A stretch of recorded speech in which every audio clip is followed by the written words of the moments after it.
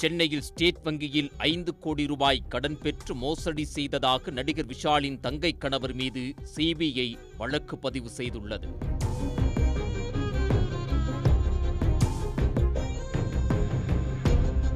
சென்னை அடுத்த ஐயப்பன் தாங்கலில் உள்ள state bank of இந்தியாவின் வீட்டுக் கடன் மையத்தில் தலைமை மேலாளராக பணிபுரிந்து வரும் சத்யநாதன் சென்னை உயர்நீதிமன்றத்தில் கடந்த 2023ஆம் ஆண்டு வழக்கு ஒன்றை தாக்கல் செய்தார்.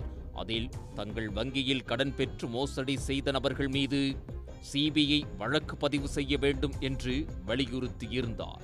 அதன் பேரில் வழக்கு பதிவு செய்ய நீதிமன்றம் உத்தரவிட்டது. அதன் பேரில் கடந்த ஆண்டு மார்ச் மாதமே சிபிஐ வழக்கு பதிவு செய்தது. தங்கள் வங்கியில் வாடிக்கையாளராக இருக்கும் வாக்கீசன் மற்றும் தெய்வானை ஆகிய தொழிலதிபர்கள் திருப்போரூர் ECR பகுதியில் நிலம் மற்றும் ரெசிடென்சியல் வில்லா ஆகியவற்றை வாங்க கடந்த 2020ஆம் ஆண்டு ஜூலை மாதம் 5 கோடி ரூபாய் வீட்டுக் கடன் கேட்டு ஸ்டேட் பேங்க் ஆஃப் இந்தியாவில் விண்ணப்பித்தனர். வங்கி மதிப்பீட்டாளர்கள் விஜயகுமார் மற்றும் செந்தில் ஆகியோர் நிலம் மற்றும் வில்லா ஆகியவற்றின் சொத்து மதிப்பை ஆய்வு செய்தனர். மதிப்பீட்டாளர் விஜயகுமார் சொத்தின் மதிப்பு 6,32,50,000 எனவும் மற்றொரு மதிப்பீட்டாளரான செந்தில் 6,34,77,000 எனவும் தெரிவித்தனர்.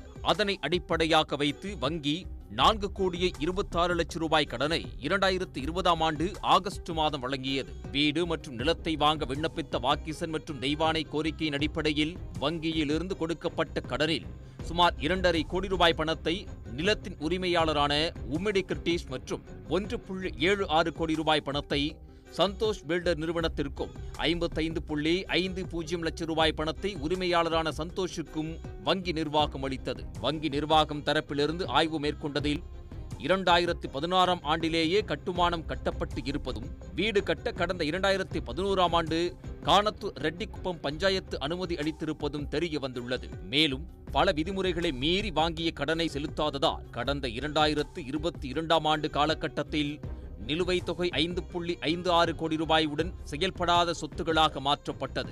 இதனையடுத்து மீண்டும் வங்கி நிர்வாகம் தரப்பில் 2 முறை மதிப்பீடு செய்யப்பட்டது. 2 முறை மதிப்பீடு செய்ததில் முதல் மதிப்பீட்டாளர் சொத்தின் மதிப்பு 4 கோடி ரூபாய் என்றும் இரண்டாவது மதிப்பீட்டாளர் 3,56 லட்சம் ரூபாய் மதிப்பில்தான் இருப்பதாகவும் தெரிவித்துள்ளனர். இதிலிருந்து வாக்கீசன் மற்றும் தெய்வானை ஆகிய இருவரும் ஸ்டேட் பேங்க் ஆஃப் இந்தியாவை மோசடி செய்ய கட்டுமான நிறுவனர் சந்தோஷ் மற்றும் வங்கி மதிப்பீட்டாளர்கள் விஜயகுமார் செந்தில் ஆகியோருடன் இணைந்து நில உரிமையாளர் உம்மி கிருட்டிஷ் உடந்தையுடன் வங்கி மோசடி செய்தது கண்டுபிடிக்கப்பட்டது. குறிப்பாக போலி விற்பனை ஒப்பந்த பத்திரம் மற்றும் கட்டுமான ஒப்பந்த பத்திரம், கட்டிட அனுமதி அதிகளவிலான மதிப்பீடு செய்து அறிக்கை தாக்கல் செய்து மோசடி செய்ததும், மேலும் வங்கியில் வாங்கிய கடனை தனிப்பட்ட விவகாரத்திற்காக பயன்படுத்தியதும் விசாரணையில் தெரிய வந்துள்ளது. இதனால் மொத்தமாக 5.56 கோடி ரூபாய் மோசடியில் ஈடுபட்டது உறுதியானது.